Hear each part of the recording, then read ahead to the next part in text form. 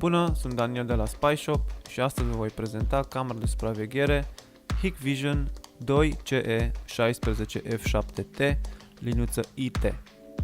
Aceasta este o cameră de tip bullet pentru interior sau exterior, dotată cu un senzor de 3 megapixeli, care poate înregistra la o rezoluție Full HD cu 18 cadre pe secundă. Lentila permite un unghi de vizualizare de 84 de grade, iar cu ajutorul iluminatorului infraroșu, camera poate înregistra pe timp de noapte până la o distanță maximă de 20 de metri.